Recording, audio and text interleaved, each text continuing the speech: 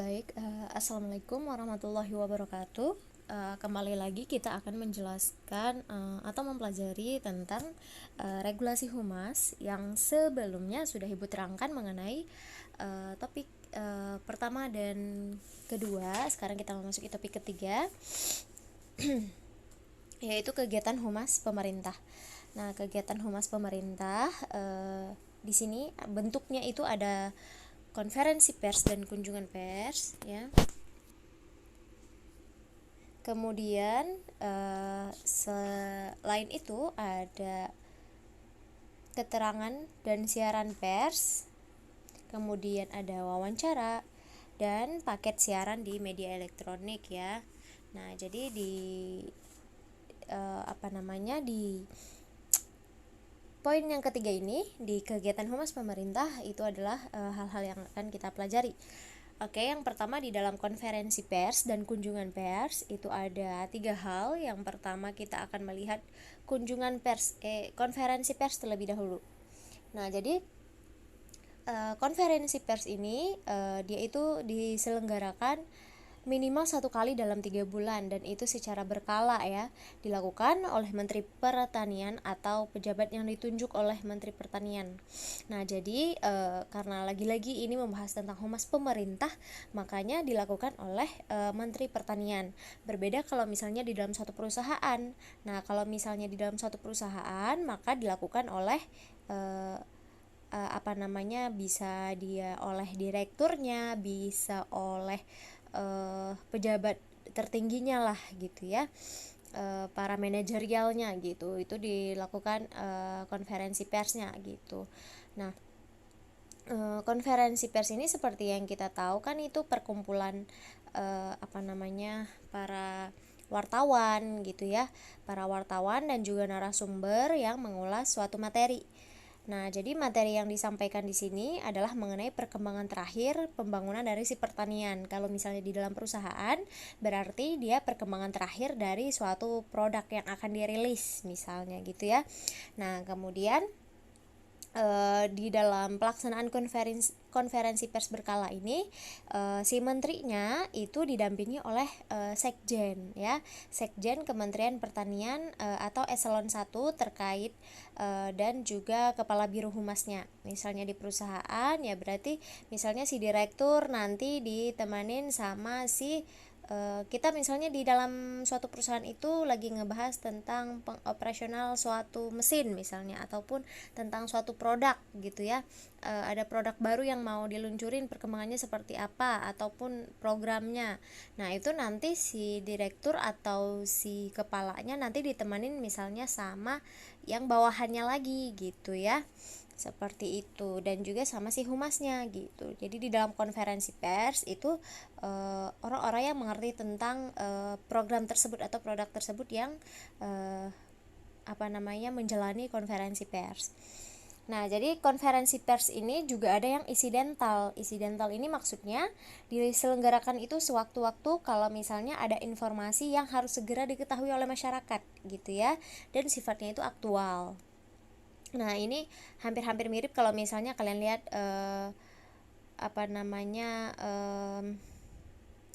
apa sih yang berita 5 menit yang dadakan itu. Nah, gitu deh, ibu lupa namanya. Nah, itu mirip-mirip dengan hal itu. Jadi konferensi pers ini kalau misalnya ada hal yang insidental nih, artis deh misalnya lagi ada citranya lagi buruk nih, dia mau klarifikasi tentang hal tersebut, diadakanlahnya konferensi pers gitu kan. Itu insidental, bisa di mana aja gitu ya, seperti itu, dan sifatnya aktual. Nah, orang yang bertindak sebagai penyelenggara konferensi pers insidental itu adalah si Biro Umum dan Humasnya gitu ya. Jadi kemudian penyelenggara konferensi pers, Menteri Pertanian dan koordinasi konferensi pers itu adalah Biro Umum dan Humas. Jadi penyelenggaranya si menterinya, si Menteri Pertanian, karena dalam hal ini membahas tentang pemerintahan gitu ya di dalam Kementerian Pertanian. Nah, dan juga Biro Umumnya. Kemudian pimpinan kerja eselon 1 itu bertindak sebagai penyelenggaranya. Kemudian kepala unit kerja penanggung jawab itu bekerja sama dan berkoordinasi dengan Biro Umum dan Humas. Nah ini kalian gak usah yang bingung-bingung, aduh maksudnya gimana ya Bu, ya pokoknya intinya kalian tahu aja kalau di dalam konferensi pers itu si menterinya jadi penyelenggaranya, koordinasinya si Biro Umum dan Humasnya gitu ya. Nah itu ada perintilan lainnya itu yang kalian cukup tahu aja gitu. Kemudian tugas penyelenggara konferensi pers yang berkoordinasi dengan si Biro Umum dan Humas ini itu yang pertama adalah mempersiapkan tempat, waktu, materi ya, dan juga ngundang media cetak, elektronik ataupun media online. Nah, jadi si penyelenggara ini nih ya yang berkoordinasi dengan Biro Umum dan Humas. Nah, berarti kalau dalam hal ini Pak Menteri ya, Pak Menteri, kemudian unit kerja eselon 1 ya, unit penanggung jawabnya. Nah, itu ya berarti yang dalam hal ini yang mempersiapkan waktu, tempat, materi konferensi, ngundang media. Nah, itu tugasnya si kepala unit kerja penanggung jawab ya di kegiatan kehumasan itu. Nah, jadi bukan yang serta-merta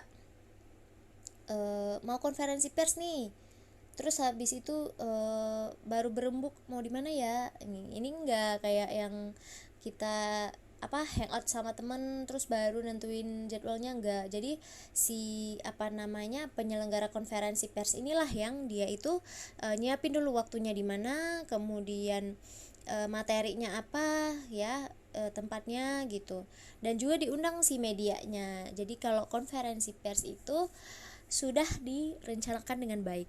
Kemudian media yang diundang itu media cetak dan elektronik ya, baik itu di pusat ataupun di daerahnya. Jadi yang penting kedua hal media ini diundang gitu ya. Kemudian konferensi pers ini dia itu bertempat di kantor pusat kementerian. Nah, dalam hal ini kan kita membicarakan tentang pemerintahan. Nah, berarti tempatnya itu ada di Kementerian Pertanian gitu. Nah, kalau misalnya di suatu perusahaan ya berarti konferensi persnya itu biasanya ada di gedung si perusahaan tersebut gitu. Kemudian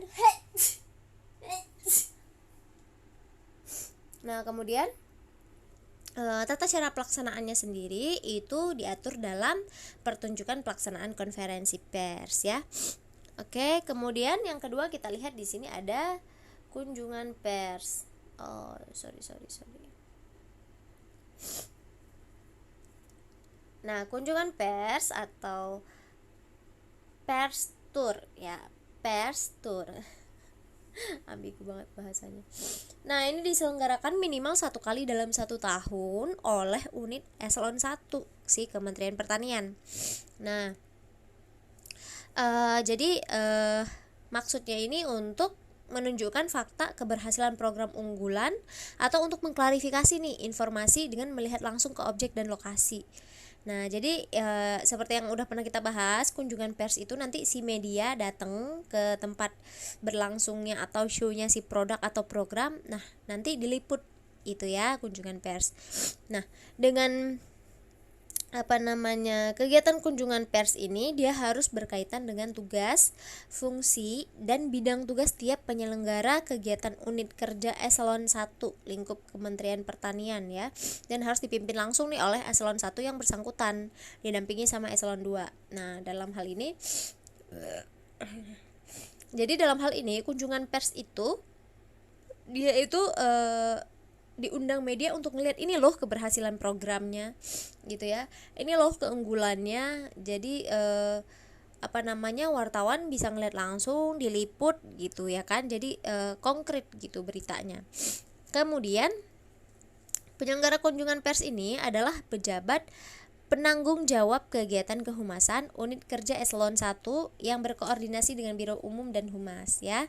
Jadi penyelenggaranya itu adalah pejabat penanggung jawab kegiatan. Nah, kemudian tata cara melaksanakan kunjungan pers selanjutnya itu diatur dalam petunjuk pelaksanaan kunjungan pers yang dikeluarkan oleh Biro Umum dan Humas. Nah, jadi untuk kunjungan pers, untuk konferensi pers itu semuanya diatur di dalam petunjuk pelaksanaan ya, yang dikeluarkan atau dibuat oleh si Biro Umum dan Humas. Oke, kemudian yang terakhir ada peliputan acara. Nah, liputan 6 petang. Kalian pasti udah sering lihat itu kan. Nah, peliputan acara ini dilakukan jika kunjungan kerja atau peninjauan pembangunan pertanian dan kegiatan tersebut memerlukan publikasi atau peliputan ya dari si media masanya. Nah, kayak yang tadi liputan 6 petang, ada suatu insiden kemudian diberitakan diliput langsung dari tempatnya. Nah, karena perlu publikasi kalau yang tadi kan kunjungan pers itu orang bisa melihat langsung keberhasilannya gitu kan. Nah, itu bisa jadi nggak ada peliputan langsung, hanya berbentuk hasilnya gitu ya, hasil dari kunjungan pers. Nah, tapi kalau misalnya dibutuhkan adanya liputan, nah makanya diadakannya peliputan acara. Nah, peliputan acara ini kalau misalnya dilihat, oh ini program ini perlu dipublikasi nih, nah makanya diadakan peliputan acara gitu ya.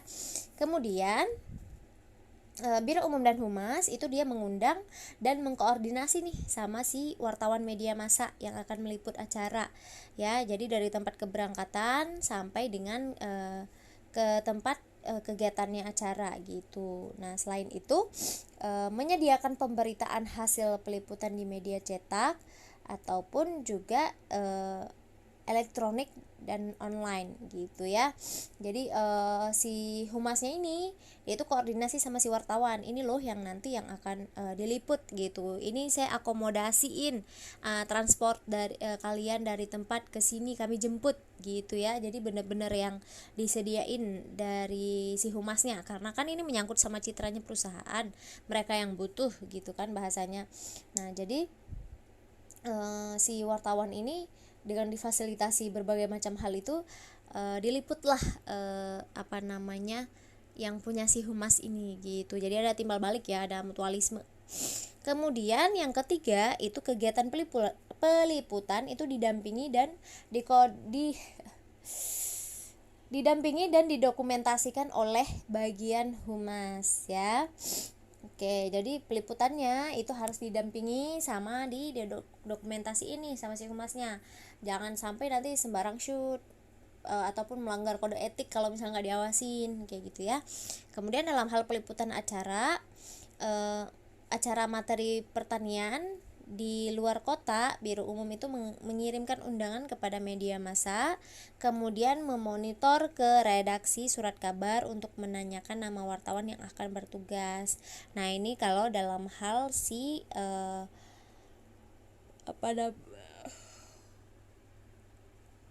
kalau dalam hal misalnya peliputannya di luar kota kayak gitu ya. Jadi kayak saya mau diliput sama si Kompas. Nah, di luar kota itu ada wartawan siapa. Nah, minta namanya ke si media massa itu gitu ya. Nah, kemudian kita lihat yang selanjutnya setelah konferensi pers. Nah, di sini ada keterangan dan siaran pers. Nah, keterangan di sini kalian bisa ngelihat Pak Jokowi lagi ngasih keterangan ke media massa. Nah, keterangan pers ini disampaikan secara langsung oleh Menteri Pertanian atau pejabat eselon 1, Kepala Biro Umum dan Humas, atau pejabat eselon 2 yang udah dikasih wewenang oleh pemimpinnya kepada media massa ya, atas permintaan dari medianya atau inisiatif sendirilah gitu. Jadi keterangan pers ini ya ini nih, misalnya lagi ada problem Pak Jokowi beritakan kalau misalnya ada kebijakan baru nih. Terus habis itu si media masanya ini minta keterangan nih dari Pak Jokowi untuk mengklarifikasi itu misalnya. Nah, itu nanti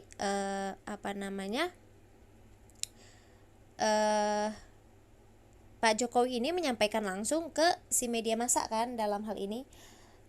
tentang klarifikasi hal tersebut seperti itu. Nah, misalnya yang dimintai keterangan itu Pak Menteri atau sebagainya, nah itu mereka harus udah koordinasi dulu sama si pemimpinnya gitu ya. Kalau misalnya di Indonesia kan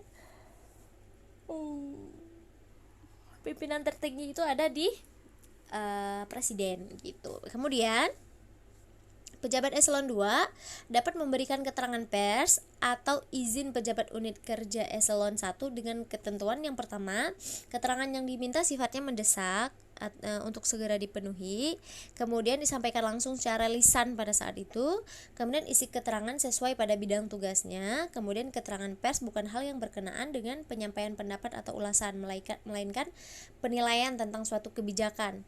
Nah, jadi kalau misalnya Pak Jokowi nih contohnya dia nggak bisa ngasih keterangan tapi diwakili sama si menterinya. Nah, si menterinya itu dia itu hanya boleh menjawab ya ketentuannya yang pertama kalau itu hal mendesak. Kalau misalnya itu hal yang nggak mendesak, dia nggak harus memberikan keterangan pers gitu ya. Dia bisa ngomong maaf, saya tidak bisa menjawab hal tersebut, atau misalnya mohon maaf, bisa tanyakan langsung kepada pihak yang bersangkutan. Nah, bahasanya kayak gitu. Kemudian yang kedua itu sampaikan langsung secara lisan. Nah, kenapa sesuatu yang tertulis dengan yang terucap itu berbeda? Karena kalau tertulis itu kayak jatuhnya kayak sabda gitu loh, kayak titahnya raja. Jadi kalau titah mah ngomong ya pokoknya kalau yang tertulis itu keabsahannya lebih tinggi ketimbang yang lisan. Kalau yang lisan walaupun itu terekam tapi itu maksudnya bisa terjadi perbedaan makna. Nah, tapi kalau misalnya berbentuknya tertulis itu biasanya lebih formal ya, yang nanti bisa menimbulkan kesalahpahaman yang berkelanjutan lah gitu. Kemudian isi keterangannya itu juga harus sesuai dengan bidang tugasnya. Jangan sampai nih misalnya Pak Jokowi lagi nggak bisa terus ngasih ke menterinya ataupun si menterinya itu udah dapat persetujuan nih ketika dimintain keterangan, tapi itu bukan dalam hal kapasitasnya dia gitu. Itu sama kayak misalnya orang yang biasanya bertani terus disuruh mancing, kan nggak bakal bisa gitu. Sama juga dengan para menteri gitu ya, yang nggak sesuai dengan kapasitasnya dia tidak boleh menjawab.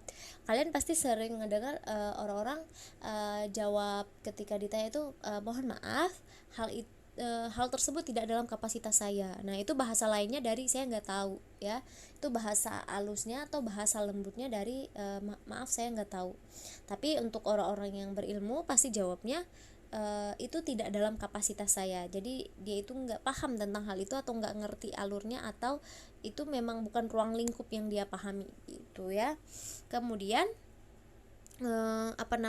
keterangan persnya itu pun juga nggak boleh tentang pendapat gitu ya, atau ulasan tuh nggak boleh, tapi penilaian dia aja tentang penilaian tentang suatu kebijakan. Misalnya ada kebijakan ini gimana nih untuk ininya gitu, nggak boleh yang gimana sih pendapat Anda tentang adanya kebijakan ini. Nah, itu nggak boleh dijawab karena jatuhnya kayak bertentangan gitu loh sama yang bikin kebijakan kan pemerintah. Masa orang-orang di dalam pemerintah ditanya lagi gitu, itu kan kesannya menimbulkan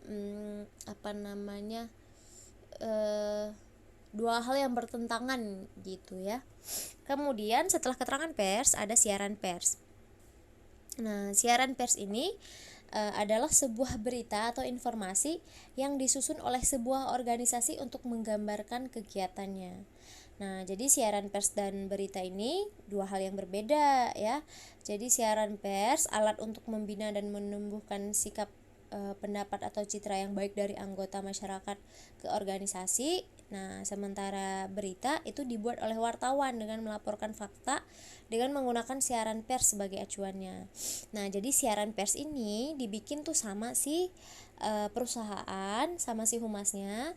Udah tuh dia ngasih rentetan informasi lah, naskah, terus dia ngasih ke wartawan. Nah, wartawan itu yang ngeliput pakai bahasanya dia sendiri gitu ya, itu namanya berita gitu. Si wartawan ini dia melaporkan fakta ke publik. Nah, sedangkan si siaran pers, si perusahaan ini ngasih naskah tentang program yang ada di perusahaannya dia, kayak gitu ya. kayak iklan lah, iklan berupa tulisan gitu.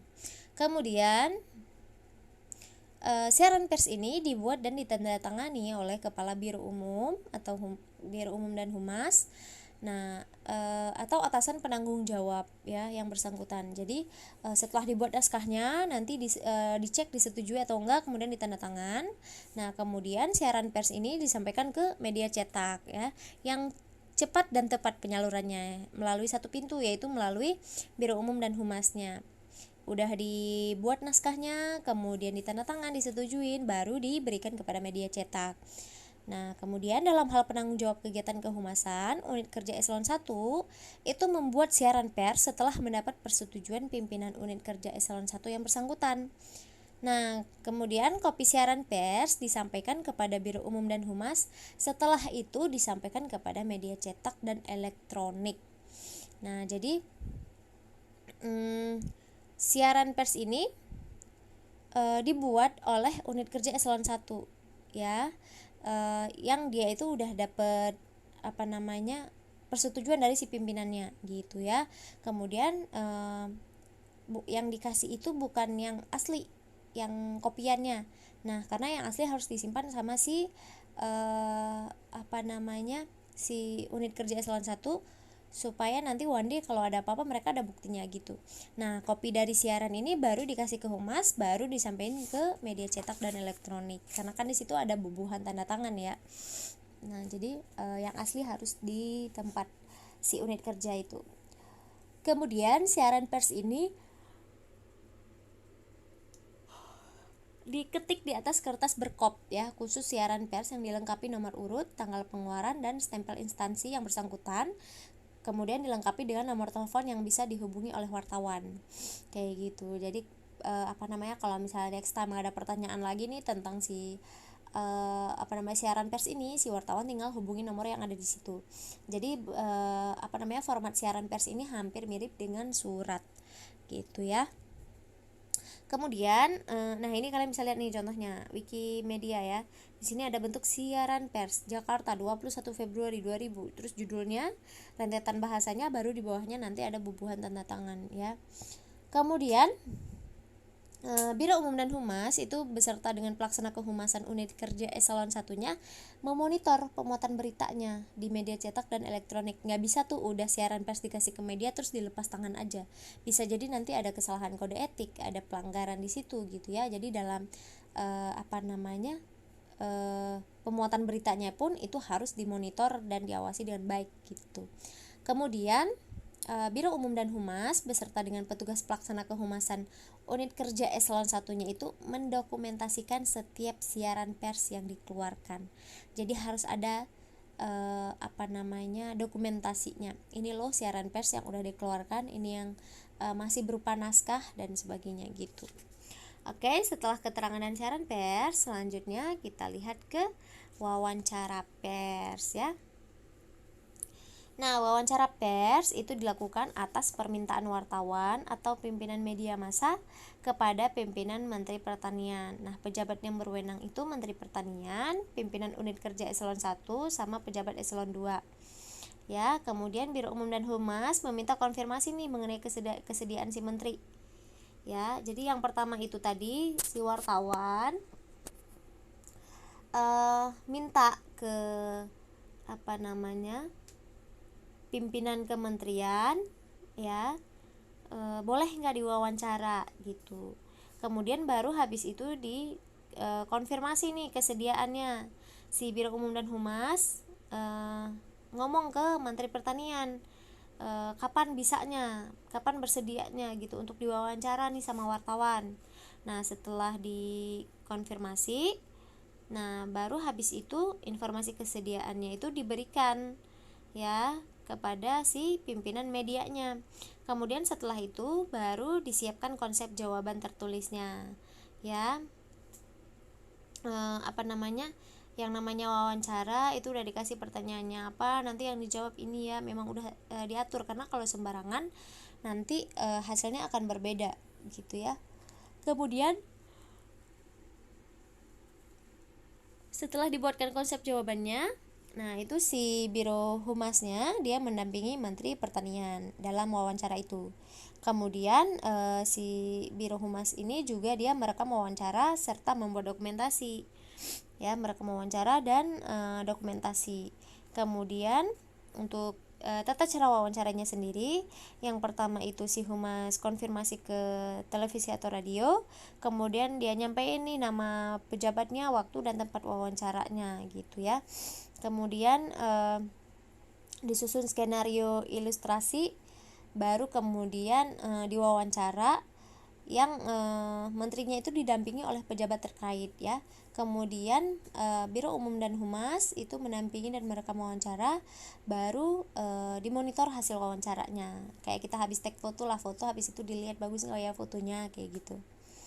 Kemudian yang terakhir baru dilakukan wawancara. Nah, wawancara dengan pimpinan unit kerja eselon 1 dan pejabat eselon 2 ini, yang pertama itu tahapannya si pimpinan media ini ngajuin permohonan wawancara kan. Baru yang kedua habis itu si wartawan ngajuin permohonan wawancara secara lisan gitu ya. Jadi yang pertama itu tertulis dulu permohonannya, baru yang kedua lisan. Jadi ada sopan santunnya gitu loh, via tulis dulu dikirim, oh ada konfirmasi, baru habis itu diajukan secara lisan. Nah, kemudian surat permohonan dari Biro Umum dan Humas yang dibawa si wartawan ini dibawa ke instansi unit kerja eselon 1 ya. Jadi wartawan udah ngajuin permohonan melalui si Biro Umum dan Humas. Jadi yang nyampein ke unit kerja eselon 1 itu si Biro Umum dan Humasnya. Kemudian baru disiapkan jawaban tertulis sama si penanggung jawab humas, ya kan? Kemudian baru habis itu bahan wawancara disiapkan oleh unit kerja yang bersangkutan. Baru pada saat wawancara, nah itu para tokoh-tokoh itu ikut hadir untuk merekam wawancara dan membuat dokumentasi. Tokohnya siapa aja nih? Pimpinan unit kerja eselon 1, eselon 2, unit ya penanggung jawab eselon 1 gitu. Kemudian dalam wawancara televisi atau radio serta tata cara penyelenggaraan itu mengikuti ketentuan yang sebelumnya. Nah, penanggung jawabnya itu memonitor nih hasil wawancara yang udah dimuat, disiarkan atau ditayangkan dalam media cetak ataupun elektronik. Tetap harus ada monitoring ya. Kemudian untuk section yang terakhir yaitu kita akan belum section yang terakhir. Kemudian yang selanjutnya itu ada paket siaran di media elektronik. Nah, dalam rangka penyebaran informasi pembangunan pertanian melalui paket siaran di media elektronik. Nah, tanggung jawab dan koordinasi itu berada pada si Biro Umum dan Humas ya. Jadi tanggung jawab dan koordinasi ada di Biro Umum dan Humas. Kemudian unit eselon 1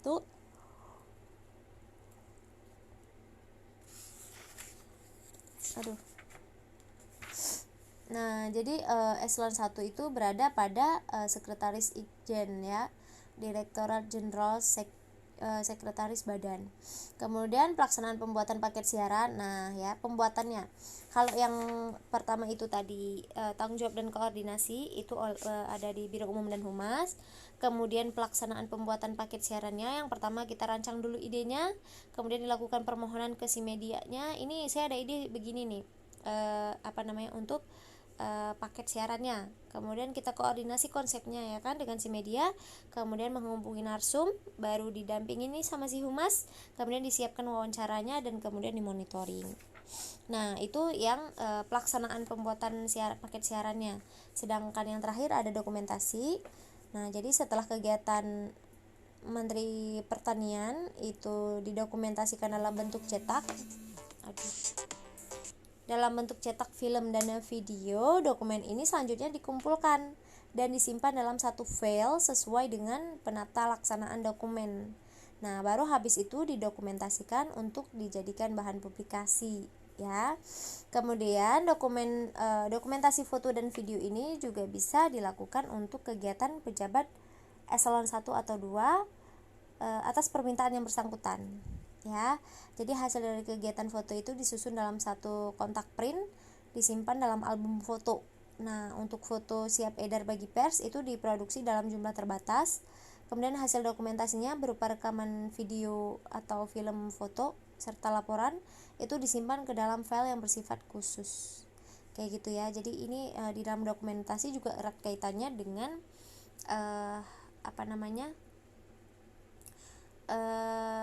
kearsipan ya, ada penyimpanan filenya. Jadi nggak yang sembarangan begitu, setelah didokumentasi ada hard filenya, ada film, foto ya, video gitu. Nah itu harus dimasukkan atau disimpan di dalam file penata laksanaan dokumen gitu ya.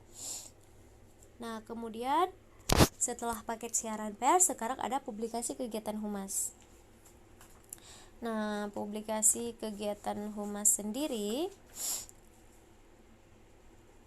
kegiatan produksi humas itu berada di Biro Umum dan Humas nih. Nah, jadi kegiatan publikasi teknis itu bisa diterbitkan oleh tiap-tiap unit eselon 1 yang berkoordinasi dengan Biro Umum dan Humas ya, dengan bagian yang membidangi kehumasan pada tiap-tiap eselon yang bersangkutan. Kemudian mekanismenya seperti apa? Mekanismenya itu yang pertama pengumpulan. Apa yang dikumpulin? Naskahnya ya, naskah bahan informasi. Kemudian penulisan atau pembuatan naskah. Kalau yang tadi yang dikumpulin bahan informasinya, kemudian baru dibikin naskah. Yang ketiga habis itu diedit nih. Ada nggak susunan katanya yang susah dipahami? Ya, diedit lagi. Kemudian baru habis itu pengaturan perwajahan dan tata letak. Nah, maksudnya itu desainnya gimana gitu ya. Baru kemudian dikoreksi sama pihak atasannya, baru kemudian dicetak dan dijilid, baru didistribusiin ya, itu publikasinya. Kemudian yang kedua, sahnya suatu publikasi itu diperlukan hal-hal sebagai berikut nih. Yang pertama ada pengarahan. Nah, tim pengarah dan tim penyunting itu bertugas untuk menentukan arah dan materi informasi yang akan diterbitkan, ya kan? Diarahin nih, nanti yang materi yang akan diterbitkan ini, ya kan? Nah, kemudian dia juga bertanggung jawab nih atas terlaksananya proses penerbitan, termasuk sama pendanaannya. Nah, kemudian setelah itu baru deh dewan redaksi ini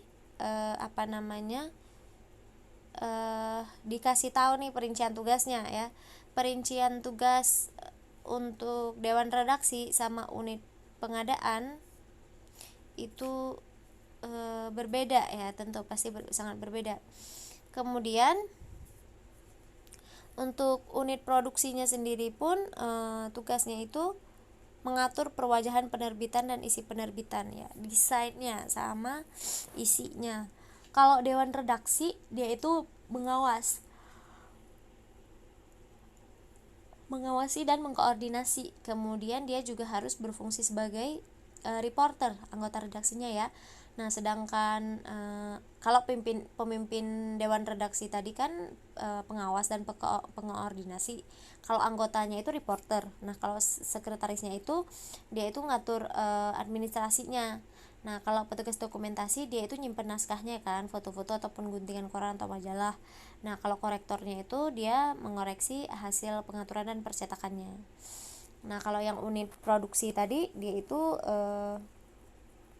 tugasnya mengatur perwajahan penerbitan dan isi penerbitan. Kalau unit pengadaan itu tugasnya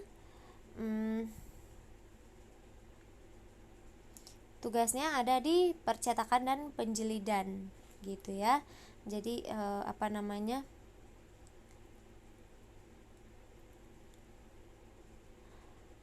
dia mencetak nih dari yang tadi soft file jadi hard file. Kemudian habis itu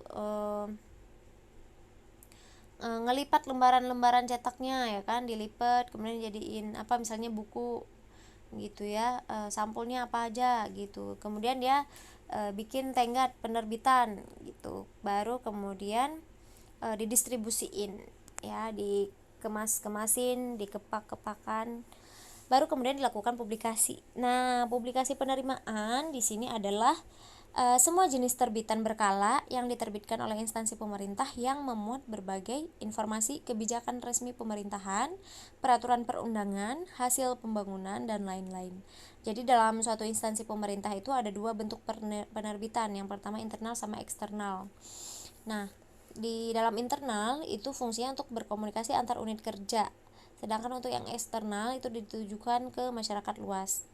Nah, sasaran publikasi itu sebagai sarana penerangan atau komunikasi, pendidikan, pembina sikap mental dan perilaku, kemudian juga numbuhin motivasi nih dalam rangka menstimulus partisipasi dalam kegiatan pembangunan.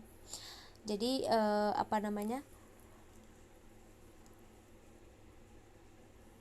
setelah dilakukan penerbitan pembuatan siaran pers dan sebagainya, nah itu nanti juga ada publikasi penerimaan. Sedangkan bentuk publikasinya itu ada dua, yang berkala dan tidak berkala.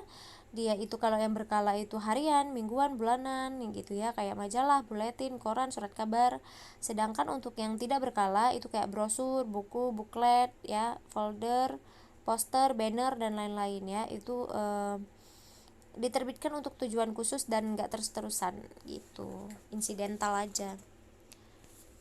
Oke, karena waktu kita hanya 1 jam, Ibu rasa cukup sampai di sini. Untuk yang section 4 kita lanjut untuk pertemuan selanjutnya. Terima kasih. Jangan lupa ya di komen nama kalian di bawah supaya bisa dicek siapa yang sudah nonton dan belum. Thank you.